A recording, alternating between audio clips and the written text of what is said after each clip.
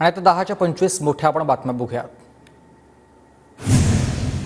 3 दिवसांमध्ये बिनशर्त माफी मागा अन्यथा कायदेशीर कारवाई करणार। मुख्यमंत्री शिंदेंकडून संजय राऊतांना कायदेशीर नोटीस। निवडणुकीत पैसे वाटपासह सामनातून शिंदेंबाबत अनेक दावे केल्याने नोटीस।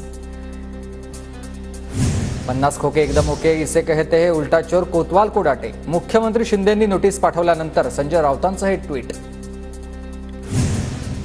दौंडमधील खामगावात सुप्रिया सुळेंच्या विजयाचे बॅनर झळकले। भाऊबीजेसाठी भावाकडून बहिणीला दौंडमधून 5500 मतांची भेट। दौंडच्या खामगावात लागलेल्या बॅनरवर हा उल्लेख।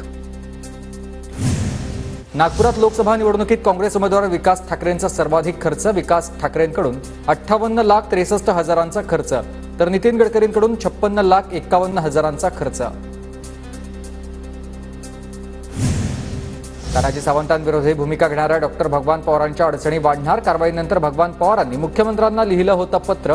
मुख्यमंत्र्यांना लिहिलेल्या पत्रात तानाजी सावंतांवर गंभीर आरोप। जरंडेश्वर सहकारी साखर कारखान्याच्या व्यवहारांच्या चौकशीचा अजित पवारांशी संबंध नाही। अजित पवारांच्या कार्यालयाकडून स्पष्ट। कोकण पदवीधर मतदारसंघासाठी भाजप पदाधिकाऱ्यांची बैठक। महायुतीच्या सर्व कार्यकर्त्यांना घेऊन पदवीधर मतदारसंघासाठी काम करणार। रवींद्र चव्हाण यांची माहिती। सिंधुदुर्गच्या मालवणमधील विविध समस्यांबाबत आमदार वैभव नाईकांनी अधिकाऱ्यांना धरले धारेवर। प्रत्येक विभागाने आपल्या रस्त्यावर काळजी घेण्याच्या नाईक यांनी सूचना केल्यात। पुण्यातील खडकवासला धरणामधून इंदापूरसाठी पाणी सोडावं। आमदार दत्तात्रय भरणेंची पालकमंत्री अजित पवारांकडे मागणी। इंदापूर तालुक्यात सध्या दुष्काळाची परिस्थिती।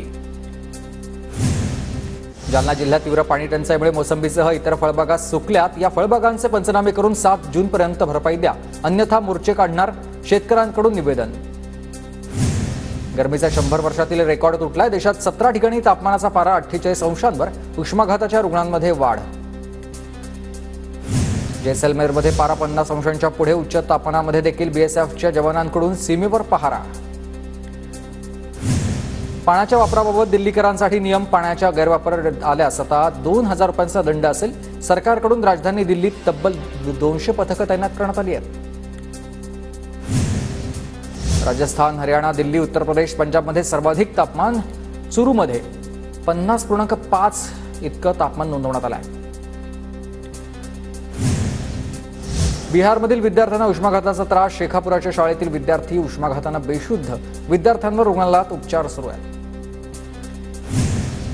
24 तासात मान्सून केरळमध्ये दाखल होणार। भारतीय हवामान खात्याचा हा अंदाज। देशात दिल्ली, बिहार, झारखंड, ओडिशा, उत्तर प्रदेश, राजस्थानमध्ये उष्णतेची लाट कायम राहील।